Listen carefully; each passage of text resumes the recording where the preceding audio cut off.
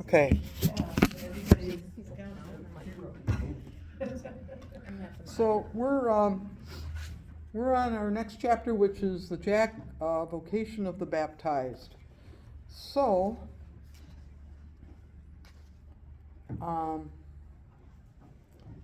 let's start by looking at those passages in the Bible that are called out, Genesis 1 and Romans. Anybody want to read the Genesis? I got it here on a piece of paper. You don't have to go looking for it. Sure, I'll read it. Okay. You can do Romans. Then God said, "Let us make humans in our image, according to our likeness, and let them have dominion over the fish of the sea, and over the birds of the air, and over the cattle, and over all the wild animals of the earth, and over every creeping thing that creeps upon the earth." So God created humans in his image. In the image of God he created them. Male and female he created them. God blessed them, and God said to them, "Be fruitful and multiply, and fill the earth and subdue it, and have dominion over the fish of the sea, and over the birds of the air, and over every living thing that moves upon the earth." God said, "See, I have given you every plant yielding seed that is upon the face of the earth, and every tree with seed in its fruit. You shall have them for food. And to every beast of the earth, and every bird of the air, and to everything that creeps on the earth, everything that has breath of life, I have given every green plant for food." And it is so. And God saw everything that he had made, and indeed it was very good. And there was evening, and there was morning, the sixth day. Okay. So how does this relate to vocation of the baptized?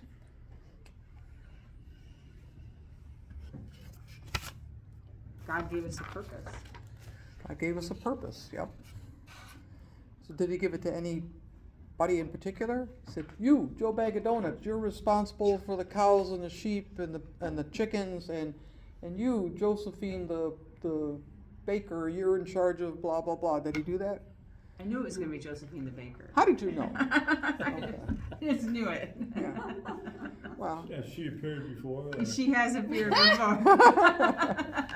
Yeah, well, But really, I mean, did he make was it a generalization, or was it, did it say, go and be ordained, go and be a deacon, go and be a licensed lay minister, go and be a pastor? Did he say that? No. No, he Humans, didn't say. just Did he say humans. go to seminary? No. So humans. He just, everybody has a purpose. We all have a duty, for lack of a better word. We are all responsible for life on this planet. Okay, just as God created and had Adam name everything. All right, it wasn't God that named him; it was Adam, a mere mortal, right?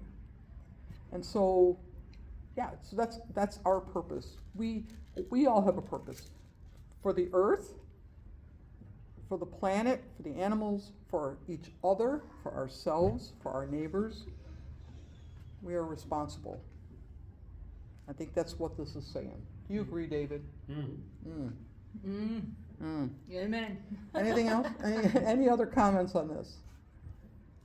Well, they said back in history that there did seem to be distinctions, particularly in the church, that you were involved in the church as a pastor or a priest or whatever, you were considered holy, and the people that weren't involved that way because they hadn't been educated or whatever, or called, so to speak, then they were like second best. But this makes it plain that that's not true. Yeah. I was listening to, you guys know I listen to Father Mike. I'm doing a Bible in the Year podcast, so I'm listening every day to this priest called Father Mike. He's a Catholic priest. Father Mike Schmidt. Father Mike Schmitz. So some of his podcasts go a little off the rails Catholic, but that's okay. For the most part, it's mainstream stuff, and I can get with that. But he had this one commentary following the reading for the day, and it was about being called and doing everything that you are doing in your life in a way that's called. So if you're the janitor, you're called to clean in God's dominion to clean that area, that school, or that hospital, or whatever it is. That's your role, that's what you're called to do, and do it in God's work. And if you're, you're a nurse, then you take care of people and you're called to do that, and that's your calling. And if you're a lawyer, then you represent people. Whatever it is, you do it with God's calling to take care of your corner of the world under God's guidance. And I thought that was really, because I'm a nurse, I had always thought about my particular vocation of nursing as a calling because I was taking care of people, but I hadn't thought about a janitor having a vocation. You know what I mean? Like that cleaning for other people to make something spotless so other people could enjoy it as a vocation. But it is. It is. So me staring at numbers all day long eventually has a purpose. It has a purpose, but you're doing it with purpose Keep calling for yourself that. for other people. Tell my to- eyes that after 6 hours of like, what is that? There's a danger with that though, and that is that if the janitor is just really not happy with that, that your job isn't necessarily your calling. Not necessarily. Right. You're right. You're And right. So that has been used by folks to trap people in their position in life. But then again, I can Seems a add little to that. oppressive. It's a path. It's a path that leads to where you're going. Yeah, I would Right. agree. Right. Right. So I guess what the point being, like, be where you are and realize that what you're doing has value in That's- the world of God's There you go. world. So whether you're raising your children, Not your end or all you're be all, taking care of but your do your parents, best and- or you're Yep. going to work every day, that is not necessarily just the grind to get in and out, or to get through one more day, or that there is a purpose in you are serving in Well, some way. I think the important distinction is that it can be, right? You can be called to be a janitor or to, Right. think of, Philando Castile was janitor, right?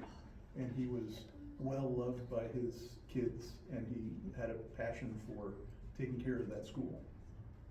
And we don't find that out until after he's killed, right? So, I mean, but I think what it is that like the Catholic Church in Luther's time denied that anybody other than priests were called to Right. Yeah. their profession. Yep. And Luther challenged that and said, no, everybody can be called. Right. Yeah.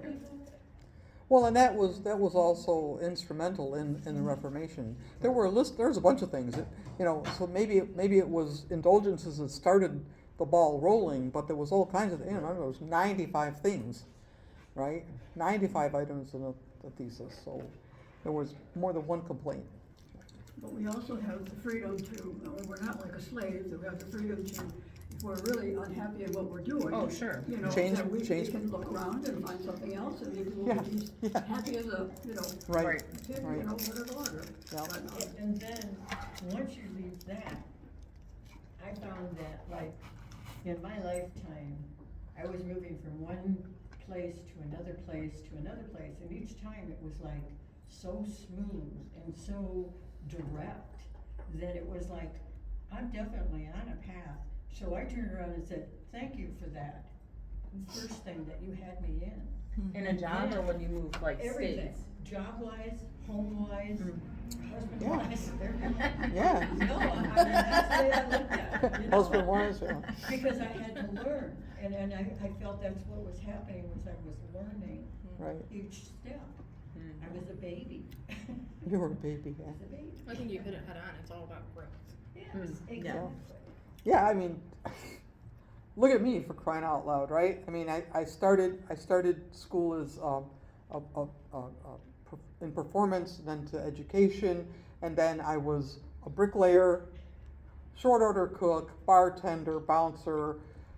You were just finding yourself. I know. From bricklaying, I went to drafting. From drafting, I went to engineer. From engineer, here I am, pastor. But this is the last one. I'm done. I found my niche. So, But that's it, we have that ability, we have that freedom, that if we feel a call, which, you know, for me, that was 61 years ago, but it took me that long to, you know, finally get where I needed to be, and I'm where I'm supposed to be now, at least I think so. Could change. For a change. Anyway, but it's a blessing, it's a gift. You know, when you, and you know, and maybe that's why you moved so many times, maybe that's why I changed careers so many times, because I wasn't in the right place yet. Hmm. Agreed. But I'm 82, how much longer can I go? Yeah, well, both of us, Still going. Marilyn, you know, come on. Halfway there. Halfway? Whoa! Don't go sit in your rocking chair yet, Marilyn. Yeah, really. Okay, so are we good with Genesis then? We move on to Romans? That might be easier to read than this. Yeah, it's a lot easier to read than Yeah. that, yeah. That's real small. Romans 12, 1 through 8. I appeal to you, therefore, brothers and sisters, by the mercies of God, to present your bodies as a living sacrifice, holy and acceptable to God, which is your spiritual worship. Do not be conformed to this world, but be transformed by the renewing of your minds, so that you may discern what is the will of God, what is good and acceptable and perfect.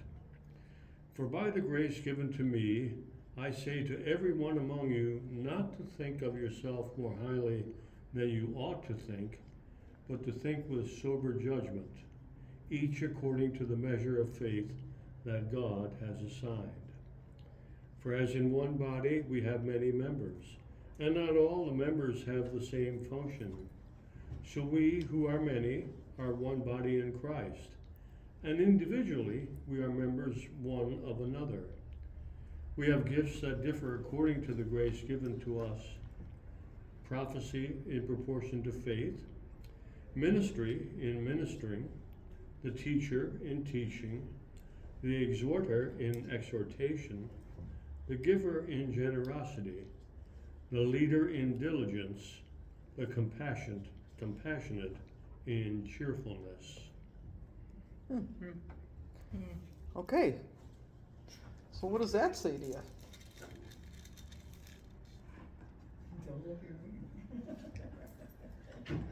Be okay with the role you have. God's gift is given to you, and your gift doesn't have to be somebody else's gift, and that's okay. But I don't want my But, gift. but don't think of yourself as, because you seem to have that gift, don't think of yourself as better than anybody else, because, you know, Right. I'm a teacher, I made it, you know, I'm a teacher. Yep. Yeah. It's like the sum and is greater than the whole of its parts type. It takes all of it to create that, not just you.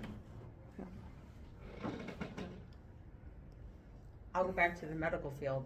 The surgeon is no better than the housekeeper, Amen. because the hospital doesn't run without the housekeeper. Yep. The hospital doesn't run without the surgeon, doesn't run without the housekeeper. It doesn't run without a patient.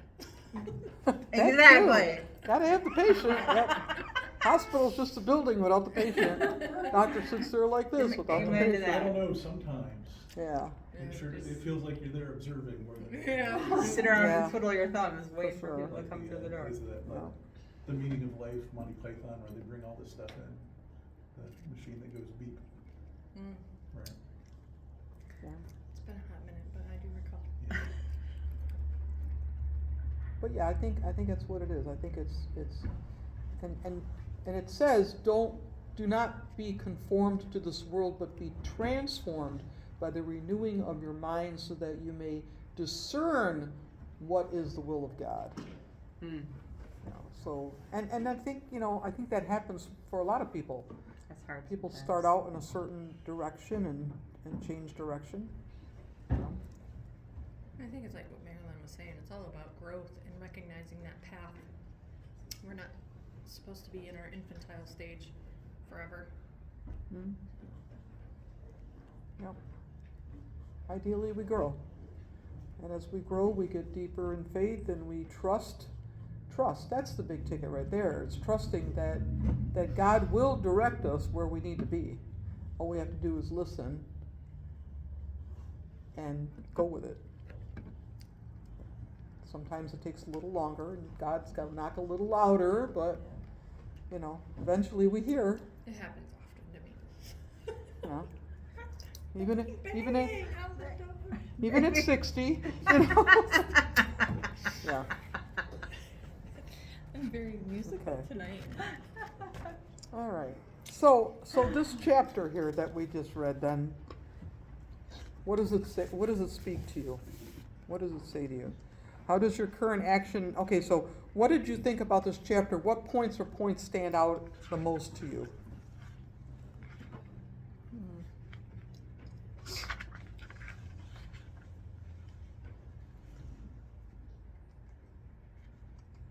Don't all answer at once.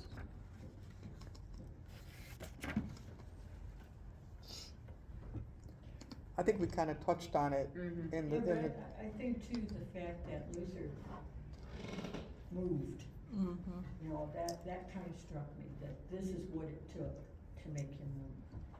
I mean, he was fighting it, going over and over it, but to actually move and do something, he finally. What do you mean move, from one That he location to was another? breaking away from it, that he was breaking away from that, yeah, what they were teaching and preaching and Mm. yeah. trying to convince people to believe. Well, cause he thought being a monk would solve all of his Yeah. problems, all of his Yeah. anxieties. Yeah. Luther had a lot of anxieties and a lot of fear of not being good enough for God. Okay, and so like he followed the course that his parents set forth for him to be a lawyer.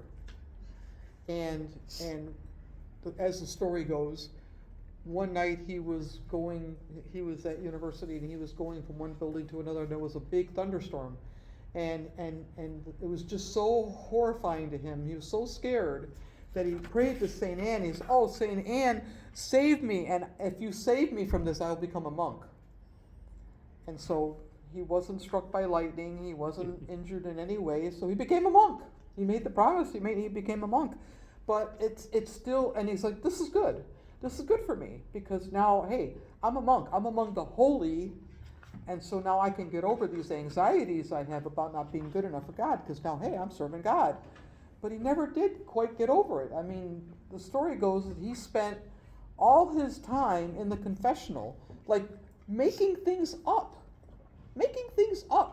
So finally, his superiors who were hearing his confession said, "Luther, go out and do something so you have something to confess." You know, so like, really, man, you're like obsessing about this and it's totally unnecessary. But you know, and then he discovered that becoming a monk didn't do anything for him, and so he left the monkhood. Monastery. He left the monastery, yeah, and his wife apparently was a nun too. So, but then you know he just changed his whole direction. And his father was really angry when he became a monk because he wanted to be a lawyer. But any work that we do, and you know, some faiths still hold that positioning that if you're a priest, a bishop, a deacon, if you're anything that requires holy orders, that you are above the common people. And that's not the case. You're no better than anybody else, you know. And in some cases, you're less than others, you know.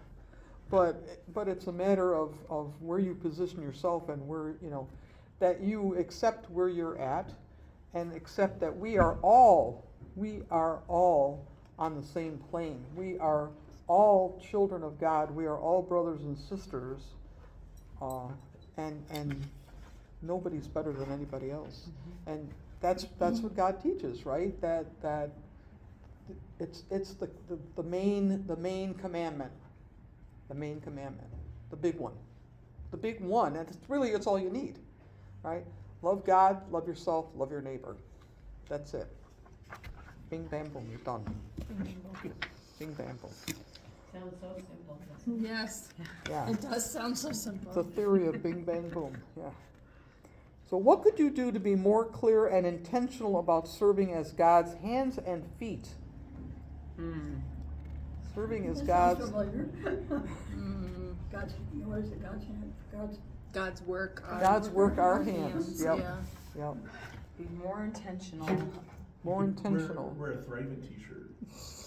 Wear a Thrivent t-shirt, yeah, yeah. Like drop. Or this one that's got, Jesus is da-da-da-da-da on the back of How it. could you be more But- intentional? I know even like when we're out in the store, like I cut somebody off today, and I mean, I stopped and turned around and said, I'm so sorry, and she went, I didn't even notice. And I went, but I'm apologizing anyways, and I think that's a way of showing we're part of God, inwardly coming outwardly. You wanna be able, you can't turn around and say, get out of my way, you're in my way. I was walking here. You don't wanna do that, you wanna be able to show that Christian part of you. And do, the kindness and the love, show that kind of thing. I've got letters to return to our kids that we sponsor in foreign countries. That could be something that I could do that's more intentional. Right, and that's something, right? Volunteering at a food pantry in the situation where our blessing box was being utilized, bringing canned goods or, accessible, non-perishable food for the blessing box, or donating money to buy stuff for the blessing box. our noisy offerings that are helping other nonprofits, about the work that they do. Yeah, yeah. Yeah. Coming in, well, even the folks who bring snacks on Sunday, right? You sign up, you bring snacks for Sunday for coffee hour, and that creates, it's not so much what's on the table, No, it's a fellowship. it's what it creates. It creates an atmosphere of community, and people stay. Our service is done by 10 after 11, and yet people are here at 12:30. What does that say to you? Since we don't know how to get up out of our chairs. No, Ben, we know how to get out of our chairs. It's just like, I gotta walk to the parking lot. Yeah, Oh no, we were talking about, I don't know, tigers and all sorts of stuff until, it was almost 1 o'clock, I think. when we- yeah, So yeah. that kind of goes against where I was like saying my intention would probably be to slow down, and like when people are like, you heard me, but are you listening? Clearly that's the opposite. We stayed a little long to one, but like I think personally I overcommit and just multitask way too much, and I need to like really hone in and focus and appreciate and recognize. That's probably my fallacy. You can join the 1 o'clock club on Sunday. Probably. Yeah. Yeah. Okay, so Sunday I expect you to be here till at least 12:54. There you go. Okay, Alright. all right. But I do have ADD, so I'm gonna have to figure something out. Yeah, We'll switch topics every 30 seconds. Yeah, How's that? that's good. yeah. It's all right, Paul, keep you supplied in coffee, it'll be good. Yeah. Although he left early no, he stayed. Early. Okay. What's He was early? busy. 12:35. Dave, how about you? You went out and helped my wife unload her. Oh, that's right. Oh, yeah, unload the When you car, came yeah. back. Yeah. So that's another thing, volunteering to help with the rummage sale, all right, baking for the rummage sale. You know, we have 3 new volunteers for Blast, which is great. That's our Sunday school, Bible lessons and serving together, BLAST, Is that what that is? Bible I lessons, don't know, Bible That makes lessons, sense. Bible lessons lessons and Bible serving Blast. together. Yeah. I think it's the Bible Urban. I don't know, I don't know what it stands for, I've forgotten. All right, I'm well, pretty sure it's. it's either learning or lessons, but close. Bible, learning, and serving together. Okay. How's that? Bible, learning, and serving together. We have Sunday school at 10 o'clock on Sunday, starting this Sunday. Yes, we'd welcome Damien. We have, how old are you, Damien?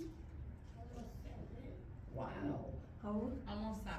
Oh, well, we have a Cool. 7-year-old, we have We an have 8-year-old, we have a couple of 10-year-olds. Yeah, Yeah. Yeah, we have a couple of 3-year-olds. Oh boy, we have a couple of 3-year-olds. We discourage them from coming into the lesson time. Yeah. Yeah, so there's a lesson and then you do a Do a craft. craft. So Yeah, except about a half an hour of the service, then we come back in and the kids get to finish up the service with their parents, yeah, you know? yeah. I think Damien would enjoy it because Damien, there is only one girl in the class and all the rest are boys. That's true, that's Yeah. true, yeah. Sue Pedley says she's gonna work on her, she has an 8-year-old grandson that she's gonna work on and see if she thinks that he'd like to come, so that would be Yeah, good. that'd be good, that'd be good. So, anyway. How about you? What are you gonna do to be more intentional, Well, Mr. I mean, Ben? I've already done it. You have? What Because did I've you been do? thinking about these things for a while. Yeah, And it took me a while to come about thinking that part of my overall calling is the work I do at Greenfield Village. Right? When I, especially the Black history stuff and the inspirational stuff that anybody can change the world. That when it comes down to it, Henry Ford and Thomas Edison weren't really all that special. And that anybody could happen to be those people, no matter where they come from. You know, so both of them they were rural bumpkins growing up, right? They were nobodies. Edison got kicked out of elementary school, mm, you know? there you go. So if you didn't get kicked out of elementary school, you gotta step up on Thomas Edison. So what have you been doing? Yeah, no, I didn't get kicked out of elementary No. school. So I, you know, realizing it's not so much having other people recognize that it's my calling, but realizing what part of what I do is a calling for me, and seeing it that way changes what I appreciate of that work. Mm, So, cool, I mean, I do other things too. yep. Yep. Leah, do you have a calling? Oh, yeah, totally on the spot. I don't know. Okay. I don't wanna put you on the spot, but you are a nice shade of red right now. Yeah, you're right, thank you. That's okay. It's all good. It's all good. Yeah. Even when I was working as an engineer, I think I kind of feel like I gave credence to my calling, which I believe this is my calling, because for whatever the reason, people gravitated towards me and always wanted to tell me their problems. Mm. You know, it's like I was the counselor, you know, and I'm like, I'd have people in the grocery store, you know, come up to me and just engage me in conversations like, why me, you know? But it, you know, maybe that's part of it, you know, and like Crystal said, maybe it's, and it's hard for me sometimes to just stop and listen, like really listen, not just hear you, but listen to what's being said, to what's being asked. I think sometimes we confuse calling with careers or professions too, Yeah. because I don't want to say my calling was to work with numbers for the rest of my life. I love it. It's a puzzle to me. It's a project. QuickBooks. Right. I like the challenge of it, but I think ultimately my calling probably would be, I'm a people person. I like to be fun, energetic, and just hone in on that. I think, and so oftentimes I think some of our callings are not necessarily monetary value. Oh, right, yeah. And we often think Right. that our calling is our profession, and it's really Yeah. not. You could be the fun herder. I mean, I'm down. Yeah. I can manage that. So, I've always been wondering what my calling was, I never knew, okay? But people would tell me. They And would I go, tell you? what? Yeah, And you're like, and I'm like, what do you mean? And they'd go, you smile, you have to. understand what that does to people. Mm-hmm. Yeah. And I went, okay. It's your, You it's your know? positive energy Yeah, that you and affect so- people. Mhm. Evidently, that's what my calling is, to smile. I'm down with that. I feel that. Oh, yeah. Yeah. I mean, Paula's husband, oh my gosh. Oh, I had- Steve, oh, yeah. I had melanoma right here. And so they were gonna have to go in the crease, and he said, please tell them not to ruin your smile, please. No, he didn't say that. He said, make sure they don't ruin your smile. I miss him. I love Steve. He was He was a great. good He's guy. a great guy. He passed like 6 years ago, maybe. It's been 5 years. Yeah, 5 years, yeah. he's a good guy. Yep. What help would you like from your congregation to help you do a better job in the 4 arenas of your life, which I don't know what the 4 arenas are. What are the- What's that? It's right there. Home, family, It's right after church, that. faith, civic, public life. Oh, yeah, there you go. Church, faith, community, civic, and health. Right, Hmm. those 4 arenas. What help can the congregation give you? Well, they give me these bags. I'm trying to make homeless masks, and they give me these bags, and I think that's wonderful. Well, she's our regional bag lady Yeah, now. I just think that that's so great that they're willing to Oh, yeah. take the time to do Hand that. off our precious bags. Yes, which now they need. That's right. I had to give one to my mom last night. I said, I can't give you this bag. This is for Marilyn. I think that the interesting thing about that question is in order to answer that question, you have to be known by your congregation. That's true. And Yeah, that but they takes- don't know me. And that takes Yeah, they do. That takes vulnerability. So you have to, you have to be willing to, Put yourself out there.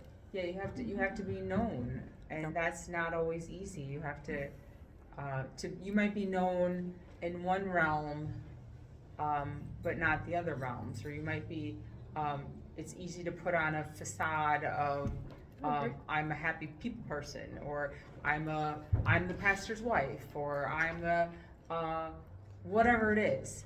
But to actually be known in those 4 realms is pretty challenging. Unless you open your mouth and stick your foot in. Ask Carolyn, that's what I did. Yeah. But that's why we do things, like you note. Every other month, we go to a restaurant and have dinner together. Okay? So it's being together on a day that's not a service day, because we're here on Sunday, and we're here till, like I said, 12:30, 1 o'clock, whatever, and we had that camaraderie, that communication, that community, but it's here in the church, as church people.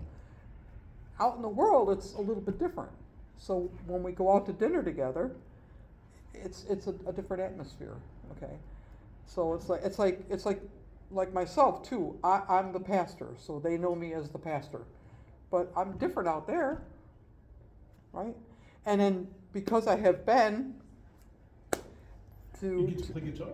I get to play guitar, yeah. So I get to do some music, which is, something I've done for 60 years and I enjoy, and I, miss it, but I can't preside and do music. It just doesn't work. So because I have Ben and he can step in and preside and preach, I get a break, though it's weird.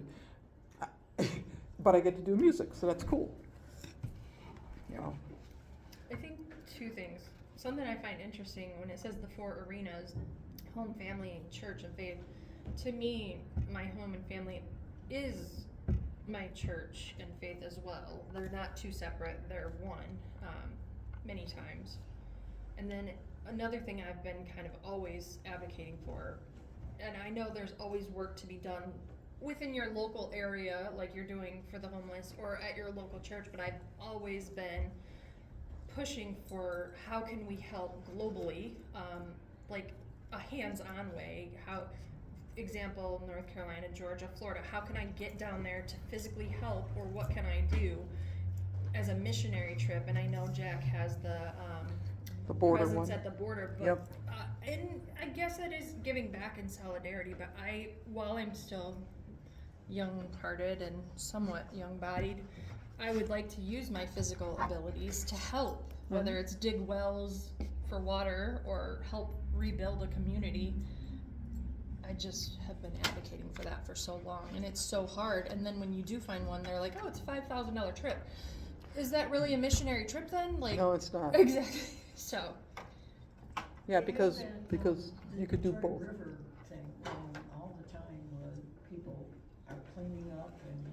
Oh, yeah. And they work, I mean, constantly. They don't do it just once in a while, they do it constantly. Yeah. Yeah. And Well- it's not local, that's pretty cool. Last summer, Crystal was instrumental in us getting these bushes out. It was her and I fighting the bees, you know, putting the chains under the bushes and pulling them out. I mean, you know, that's there's always work to be done. It's a Right. matter of like recognizing how can we best serve and in what areas. And let's focus here locally. Let's focus nationally or globally. Yeah. Like, how can we set goals? Crystal's like a bull. She's strong. yeah, like she picked up that hot water tank, man. She could just like Took that carry, hot water tank out of the like back carry of my things truck. and like, haul things. Yeah. So, She's so to strong. answer though, Well, Look at honestly, what it's only a Lutheran 10-gallon disaster hot water response tank, is but doing. still, it was probably that's 30 pounds. the ELCA's disaster response. I remember thing. you showed me that. And Yeah. There was nothing currently, but is there something But, since I this? mean, every time something happens, there's an appeal for specific. Right, things. right. And I- that's what I we're can gonna put you talk in about touch with Sunday. A pastor that goes on a regular basis to South American countries. It would be a medical trip, but he has, See, I'm but down he for that. also digs wells, and he plants churches and that kind of thing. See, too. I'm down for that. Like, whereas the ELCA was like, let's go to the Holy Land. To me, that's more of an educational, which I'm sure is phenomenal. Yeah. It is, yeah. But it's not me Right. helping a family directly, Yeah. let's say, you know. Yeah, But disaster response, they have very specific appeals to very Yeah. specific events, like right now. And it's not all just raising money. right. When the kids were down in New Orleans, part of what they did was make disaster buckets. So Smart. they got 5-gallon buckets with lids and filled them with all the stuff that they need to clean up with Good. after a hurricane. And so Wow. there are stores, there are warehouses that are full of these for New Orleans, because they know another one will come by. Yeah, it's just But I wouldn't inevitable. be surprised if there's an effort to do that for Alabama, Georgia, Tennessee, North Carolina, Yeah, right? Fair. yeah. And indirectly, when you give to the Noisy Offering, when it happens to be on a Sunday that the Yeah. offering goes to World Medical Relief, you Yep. indirectly you are paying for shipments to be sent to all over the world. And it's all places that, very remote, Congo, Kenya, Liberia, Lebanon, we're frantically getting medication available and ready to send to Lebanon. So it's, and when you give that way, it's indirectly you're helping globally. But I know it's not hands-on. but- No, I would love to be in touch with that one for South America. That would be amazing. Yeah. Is there a place that takes medication for places like that? We Old on- medication or? Like your leftover. we only take medication that is sealed. Yeah. Okay. The only medication that we will take that is not sealed and has been opened is cancer medication, which Okay. will go overseas. Okay. But we have doctors that, we don't ship it, we don't put it in our shipments. There are doctors that go on missionary trips, and they Okay. will take it as baggage, Okay. and they will, yeah. Okay. We just hooked ourselves up with an organization that's called YesRx, and they are all across the United States for returned, cancer medications. And they're going to funnel it through to us to be able to. So who do you work for exactly? Like, I know a little bit of what you do. And World Medical Relief? right, yeah, like, so you're. www.worldmedicalrelief.org. Check us out. World Medical Relief. Mhm. Because I hear you talking about it a lot, but yeah, CIA We, is kind of like last that. year we sent 70 40-foot containers of medical equipment and medical supplies overseas, and they did 40 missionary trips. So that's just international. We do a lot locally. Okay. I used to be in charge of local programs. I don't do that anymore, but, Did you guys walk? we're just getting ready to, Her in the back. and we gave out Yeah. 5,000 personal hygiene kits last year, all from donated items that money that people give when we buy in quantity in bulk and make up hygiene kits. We're collecting money for blankets for local communities that agencies were giving to families and, we do prescriptions. People can apply for prescriptions. What about bubble pack prescriptions? Oh, it's very difficult to sort them all out and get enough for a month's supply of the same drug. Oh, Gotcha. Yeah, I know. I've got all her moms, she switched over to the pharmacy Yep, at I Northern know. House, we've got like I a know. ton of medications I gotta I get rid know. of. Yeah. Okay, We used to do it differently in our old building. We had a whole totally different system and we worked primarily with those. okay. We've Well, then you changed can our take it to system. Southgate I know. Police Department and Yeah. you have to put them all in Ziploc. You gotta pop every pill out Yeah. though. And Yeah. put it in a Ziploc and then put it in the drop box and they take all meds. Mhm. Of course, you just drop them in, Oh, they don't need to, Or you can just but dump the them in containers and Henry fill them Ford with hospitals take them soap at the and- pharmacy. Well, they say crush them and put them in kitty, mix them uh, in kitty. coffee and Yeah, a coffee bunch of and junk. sugar runs. mm. Don't push it down the toilet. No, so I Right, never no. do. Put them in the trash. So in summary then, Hmm. okay, we need to be more thought-filled about who we are, what we stand for, what our calling may be, and accept where we are in the world and measure what difference we can make. Because we all have the capability of making a difference in the world. Like Crystal said, yeah, you can do this mission trip, it's gonna cost you $5,000. But you know how much groceries $5,000 will buy if you're in the store Right. and someone behind you and you just pay for the groceries? You got $5,000 to go on a mission trip, buy a lot of groceries, You're right. you know? Or even more, giving it to gleaners. Yeah, right. There's all kinds of organizations in this town that will help. You know, every dime A matters. lot of times, Wieners has a 2-for-1, somebody has donated $25,000. Right. To match your gift. Right, So that it right, doubles, yeah. right, absolutely. So, but we are all children of God. We all have potential. We all have value, and we add value to the world just by being who we are and doing what we do. Great. And we trust that we're doing what we need to do because that's God's plan for us. And if we just trust, we will know what the will of God is and we will do it. Amen. Okay, with that,